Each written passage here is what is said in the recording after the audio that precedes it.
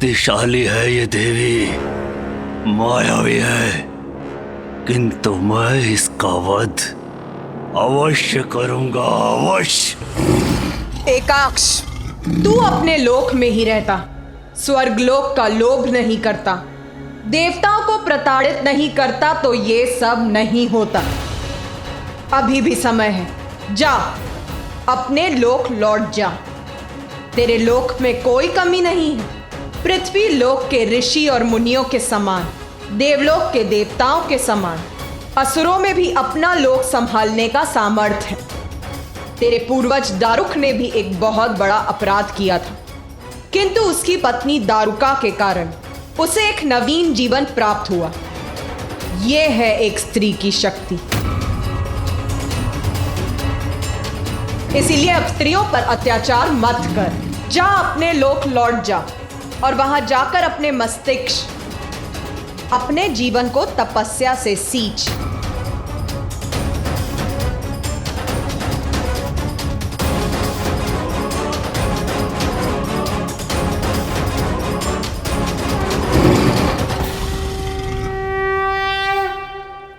ऐसी स्थिति में कोई भी यही करता, जो अपराध किए हैं उसका प्रायश्चित करता।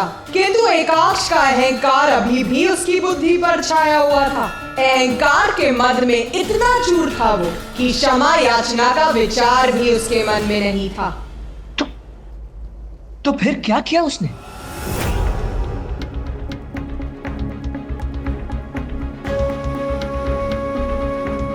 एकाक्ष ने अपनी असुर सेना का आवाहन किया।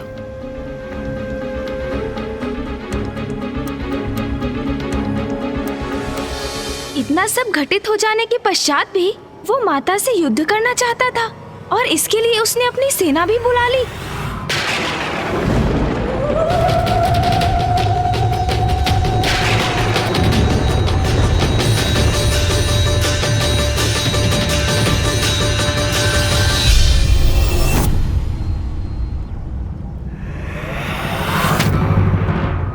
बहुत बहुत धन्यवाद इस मार्गदर्शन के लिए देवी।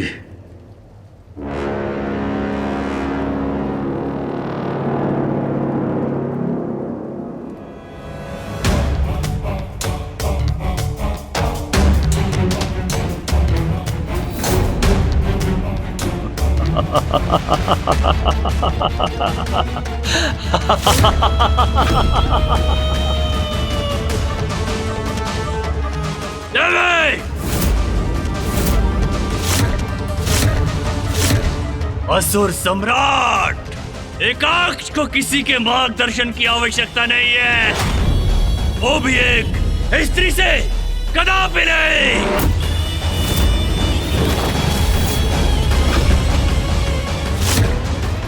माता ने जो इसे अवसर दिया है उसे भी गंवा रहा है ये दुष्ट। मार्गदर्शन तो अब मैं कराऊंगा तुम्हें, मैं।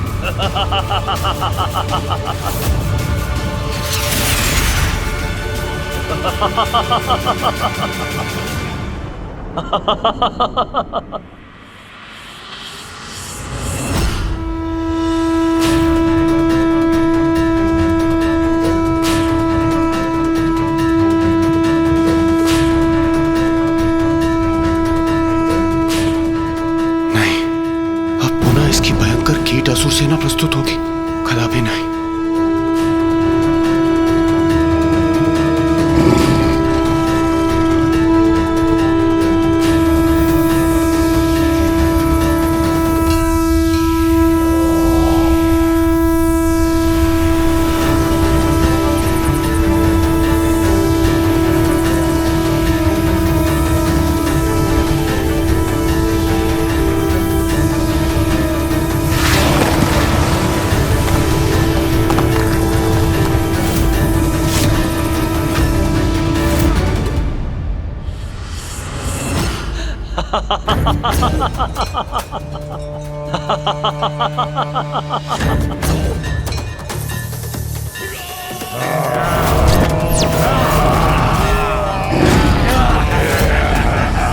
क्या हुआ देव? मेरे इन कीट असुरों को देखकर स्तब्ध रह गई ना? क्या सोचा था तुमने देवे कि मैं असुर सम्राट एकाक्ष मात्र 2 असुरों के साथ तुम्हारे समक्ष आया हूं?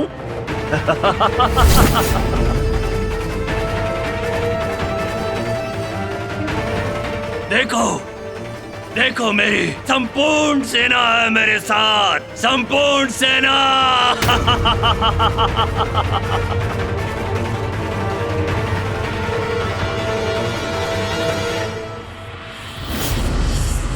अब क्या करोगे तुम देवे?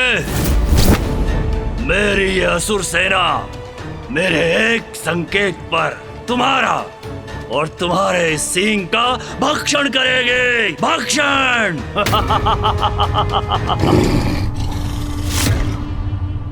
कहो देवी, क्या करूं अब मैं? तुम्हें प्रवचन सुनाऊं? जहां से भी आई हो वापस लौट जाओ। मैं तुम्हें तुम्हारी भूल सुधारने का अवसर देता हूं। जाओ, अथवा यही अंत कर दूंगा तुम्हारा, यही। बोलो बोलो देवे, क्या चाहती हो तुम? बोलो।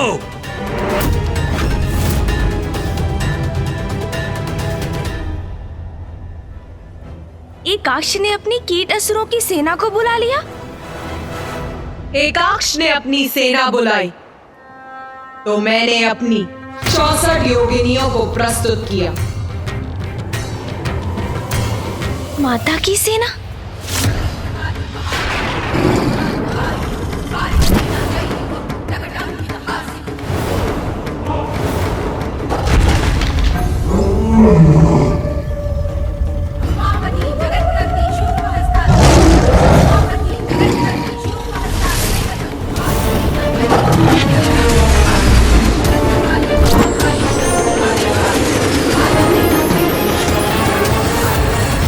बहुरूप तारा,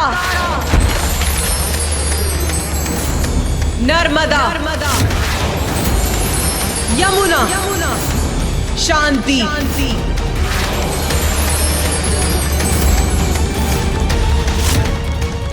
ये तो अपने भीतर से अन्य देवियों को उत्पन्न कर रही है। शीघ्र अंत करना होगा इस देवी का। बाराही, काल रात्रि, छिन्नमस्तिका, महालक्ष्मी, क्षेमंकरी, वानरमुखी, यक्षिणी, कामिनी, विंध्यवासिनी, काली, उमा, चामुंडा, धूमावती, स्तुति, अदिति, नारायणी, वायुवीणा, पूर्ति,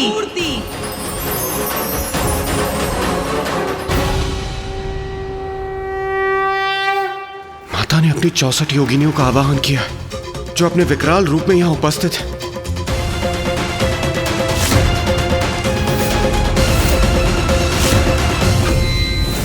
ये एक देवी अनेकों देवी बन गई।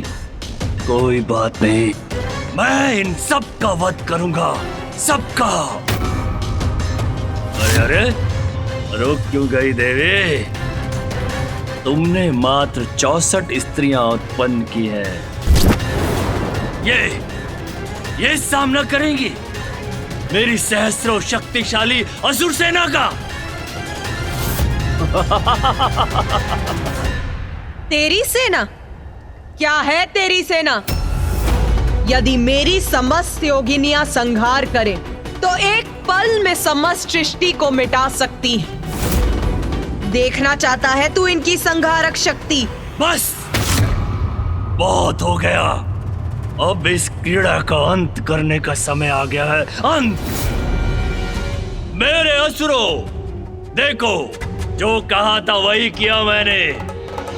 तुम्हें स्वर्ग लोक में उत्तम जीवन का वचन दिया था मैंने, वो प्रस्तुत है तुम्हारे समक्ष। देखो, मैं तुम्हें और स्त्रियां दे रहा हूं तुम्हारे भक्षण के लिए, और वो भी कोई असुरी राक्षसी स्त्रियां नहीं, देवियां दे रहा हूं, देवियां।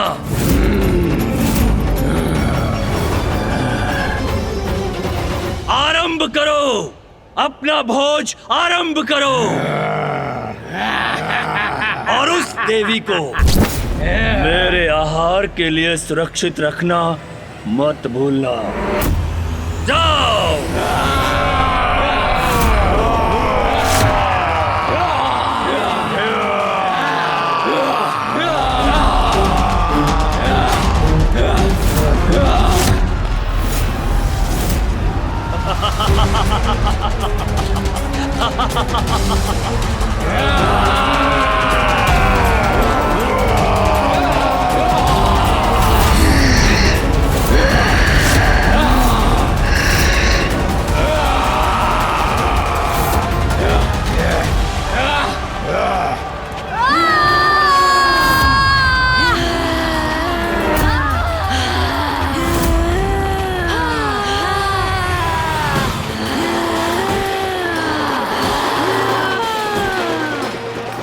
ये देवियां इतनी विशालकाय कैसे हो गई?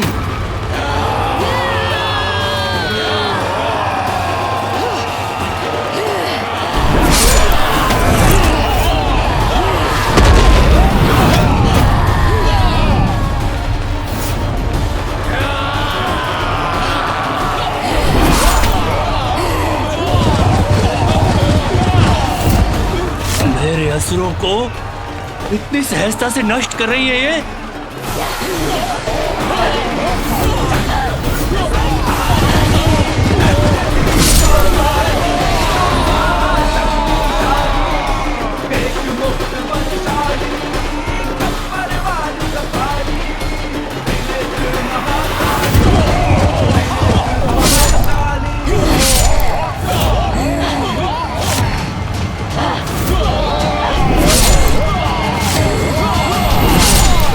ये क्या हो रहा है? मेरे असुरों का ऐसा विनाश, वो भी इन देवियों के हाथों? ये संभव नहीं है, संभव नहीं है ये।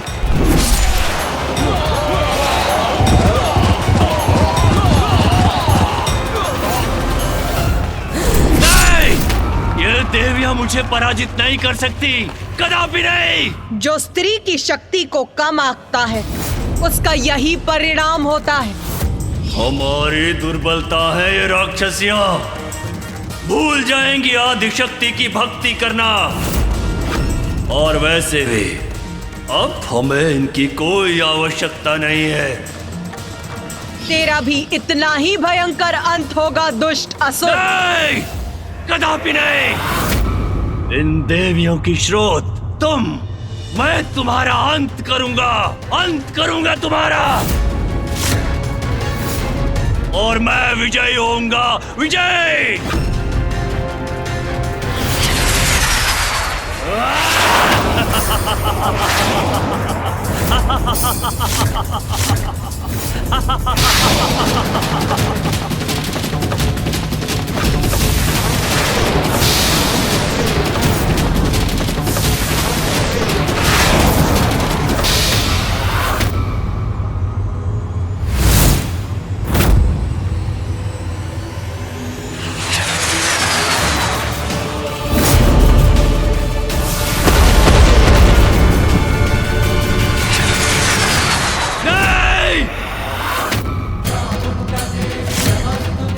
रक्तपान होगा।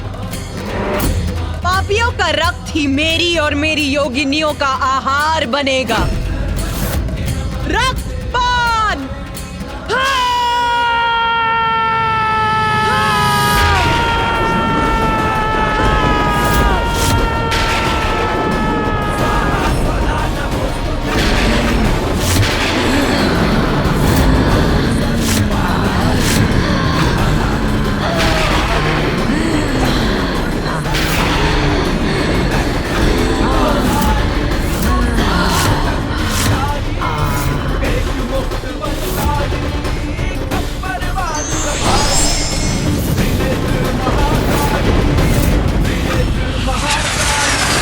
मुझे ज्ञात नहीं तुम सब अपना आकार छोटा करके क्या सिद्ध करना चाहती हो? तुम सभी को अपने पांव के नीचे कुचलने में बहुत आनंद आएगा मुझे।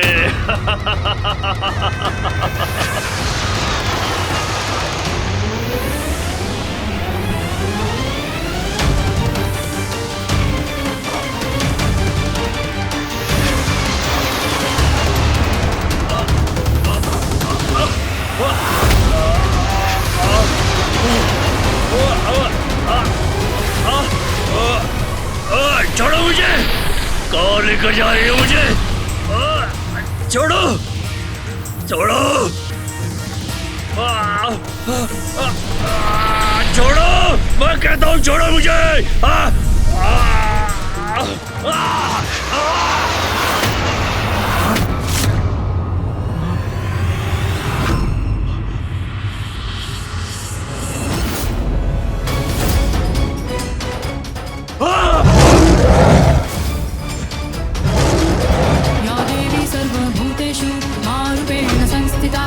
देख अपने चारों ओर, इस संहार का कारण तू है। तू अपने लोक में तूने अपनी स्त्रियों का संहार किया था ना? तेरे असुरों ने उन्हें अपना आहार बनाया था। अपने असुरों को पथ भ्रष्ट करने के लिए प्रेरित किया था तूने। ये जो रक्त बहा है वो तेरे कारण हुआ है एकाक्ष।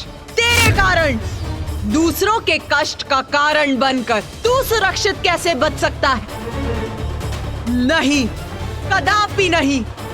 तूने जो किया वो अक्षम्य है।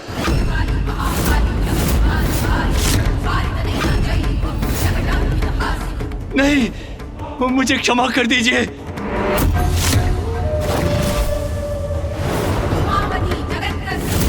नहीं, नहीं, नहीं, नहीं, नहीं, नहीं, नहीं, नहीं, नहीं, नहीं।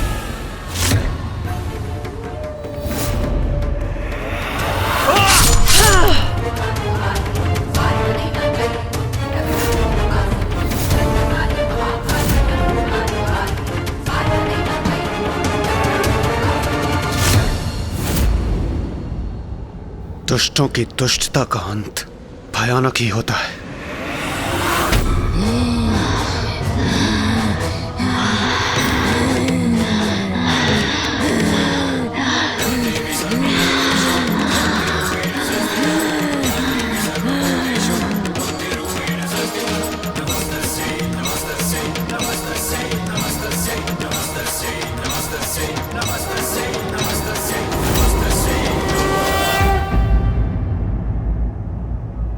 माता, आपने एकाक्ष का वध किया। आपकी 64 योगिनियों ने उस पापी की सेना का अंत किया। तो माता, क्या यही आपका छिन्नमस्ता स्वरूप था?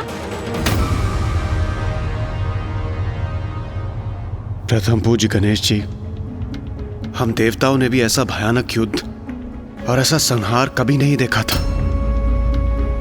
किंतु उसके बाद जो हुआ। क्या हुआ देवराजन? क्या हुआ था उसके बाद? अभी मेरे छिन्नमस्ता स्वरूप ने पूर्णता कहाँ प्राप्त की थी? पूर्णता अर्थात माता? रक्त की पिपासा बहुत भयंकर होती, वो कभी नहीं मिटती है। असुरों का रक्त पान करने के बाद भी मेरी योगिनियों की पिपासा अभी शांत नहीं हुई थी। वो तो और बढ़ती जा रही थी। वो मुझसे और रक्त मांग रही थी।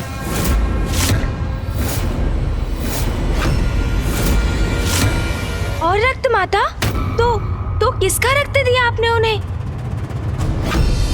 रक्त दीजिए माता, रक्त दीजिए माता, रक्त दीजिए माता, रक्त दीजिए माता, रक्त दीजिए, कृपया रक्त दीजिए माता, हमें रक्त दीजिए, हमें और रक्त चाहिए माता, हमारी रक्त पिपासा बुझी नहीं है, हमें और रक्त चाहिए, रक्त दीजिए माता, कीजिए माता, हमें रक्त दीजिए, कृपया कीजिए माता। रक्त चाहती है और रक्त चाहती है योगिनी।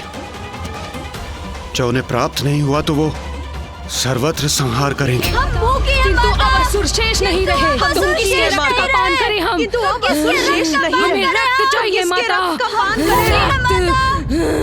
भूखे हैं हम भूखी है माता, भूखी है हम। मिटाइए माता। हमारी भूख मिटाइए माता। समस्त संसार को मैं भोजन प्रदान करती हूँ, फिर तुम सभी को भूखा मैं कैसे छोड़ सकती हूँ मेरी योगिनियों? भूखे हैं हम। माता हूँ मैं तुम सभी की भूख मिटाने के लिए, तुम सभी के आहार के लिए मैं तुम सभी को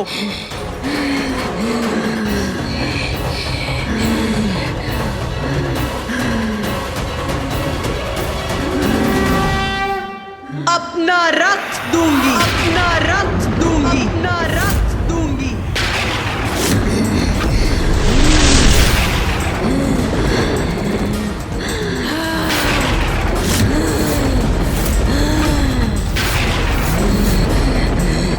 अपना रक्त देंगी माता।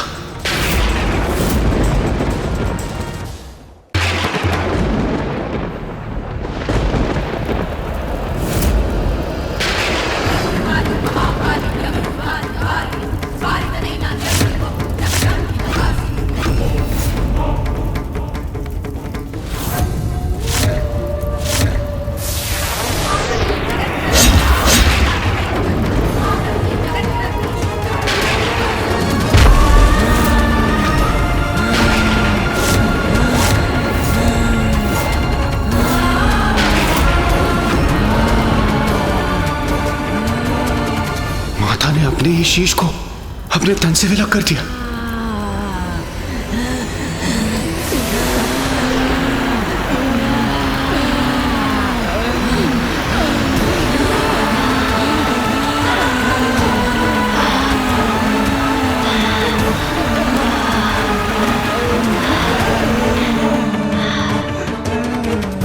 कितनी अद्भुत है माता की लीला।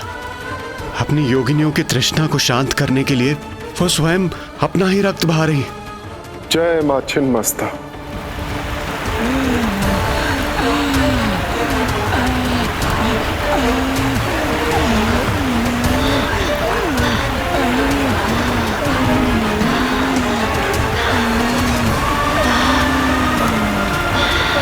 मैं ही संसार को भोजन देती और मैं ही उसका भक्षण भी करती। शक्ति के शीश विहीन होने पर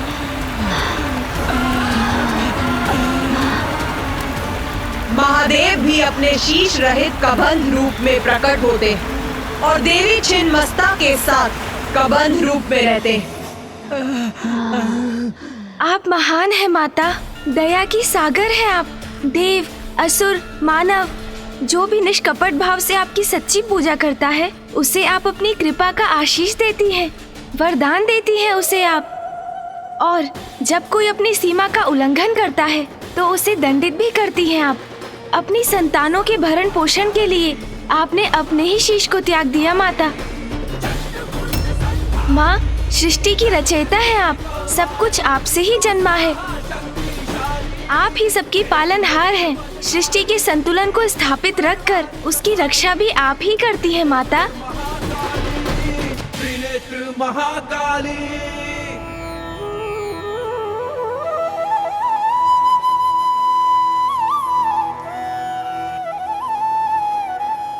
माता, आपका प्रत्येक स्वरूप आपकी शक्ति और आपकी लीला का अद्भुत अनुपम उदाहरण है।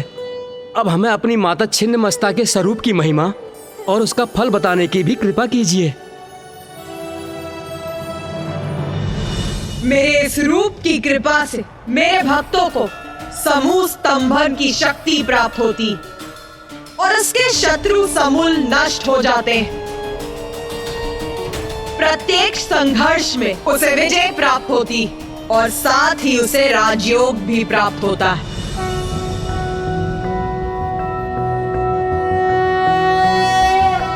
नाभौ शुद्ध सरोज वक्त्र विलसत् पान्थुक पुष्पारुणम् भास्वद भास्कर मंडलम् तदुदरे तद्योनि चक्रं महत् तन्मध्ये विपरीत मैथुन रत प्रद्युम्न सत्कामिनी पृष्ठस्थां तरुणार्ककोटिविलसत्तेजः स्वरूपां भजे।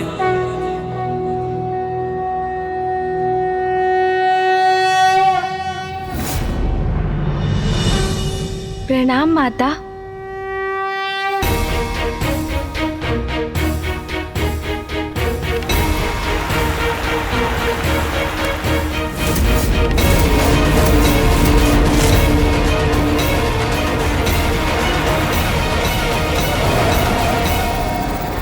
मुझे अनुमति है ना माता कि मैं अपना प्रश्न आपसे पूछ सकूं? पूछो अपना प्रश्न। माता, आपके द्वारा त्रिदेवों को प्रकट करने की जो प्रक्रिया आरंभ हुई, उसमें आपने जल, पृथ्वी, सूर्य और 14 भुवनों का सृजन किया।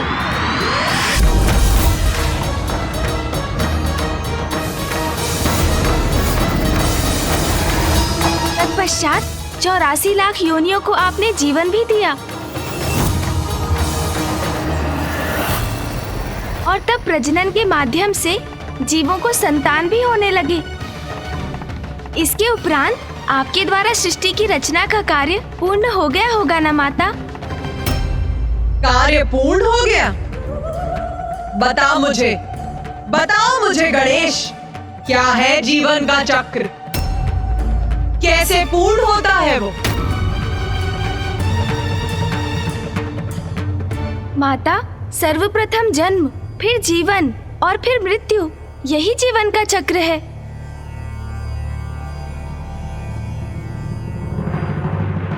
उत्तम उत्तर है तुम्हारा, और उसी में तुम्हारे प्रश्न का उत्तर भी निहित है। सुनो, जीव अब संतानों को जन्म दे रहे थे। जीवों की संख्या में वृद्धि हो रही थी, किंतु उनकी मृत्यु नहीं हो रही थी। इसीलिए प्रकृति में असंतुलन उत्पन्न होने लगा, और इसीलिए मेरे दूसरे अवतार के अवतरित होने के लिए ये आवश्यक हो गया।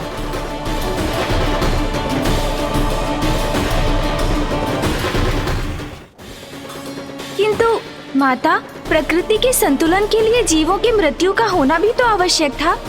हाँ, इसीलिए जब तक जन्म, जीवन और मृत्यु का चक्र पूर्ण रूप से स्थापित नहीं होता, मेरा कार्य कहाँ पूर्ण हो सकता है?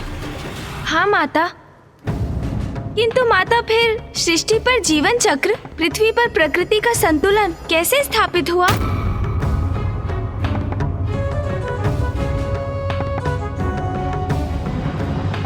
यही प्रश्न देवताओं के मन में भी उत्पन्न हुआ था।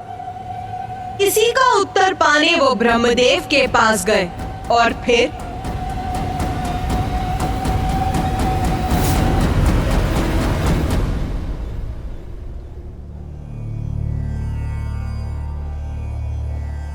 प्रणाम ब्रह्मदेव।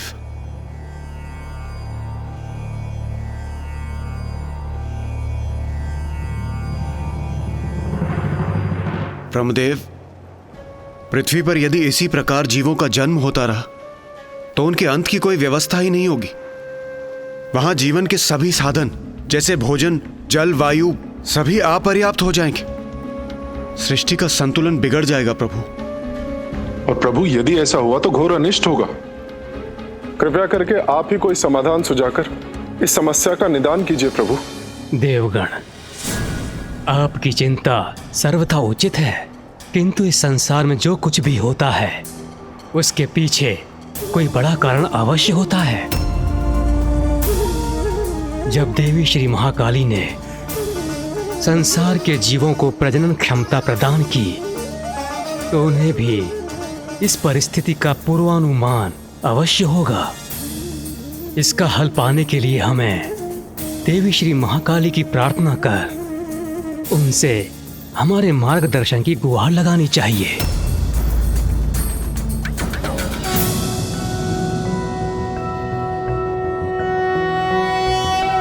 ॐ खड्गं चक्रगदेषु चापपरिघात्रशूलं भुशुण्डिं शिरः शङ्खं सन्दधतिं करे स्त्रीनयनां सर्वाङ्गभूषावृतां नीलाश्मकुतिमास्य पाददशकां सेवे महाकालिकां यामस्तो व्यस्वपिते हरो कमलजो हन्तुं मधुं कैटभम् ॐ जयन्ती मङ्गलकाली भद्रकाली कपालिनी दुर्गा क्षमा शिवा धात्री स्वाहा स्वधा नमोऽस्तुते।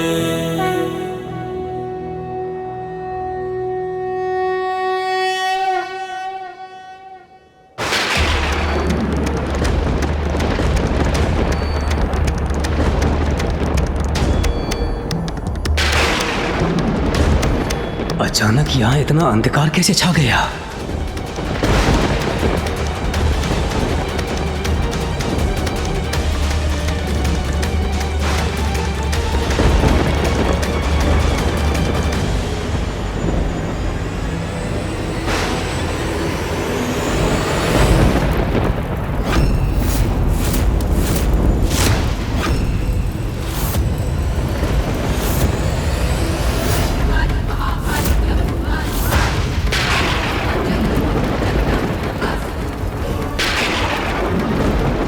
प्रणाम देवी भैरवी। प्रणाम देवी। मृत्यु मृत्यु मृत्यु मृत्यु मृत्यु मृत्यु है आपकी समस्या का समाधान। मृत्यु है आपकी समस्या का समाधान। मृत्यु है आपकी समस्या का समाधान। मृत्यु है आपकी समस्या का समाधान। जीवन और मृत्यु का चक्र प्रकृति के संतुलन के लिए आवश्यक है, इसलिए ईश्वर ने ये विधान बनाया है।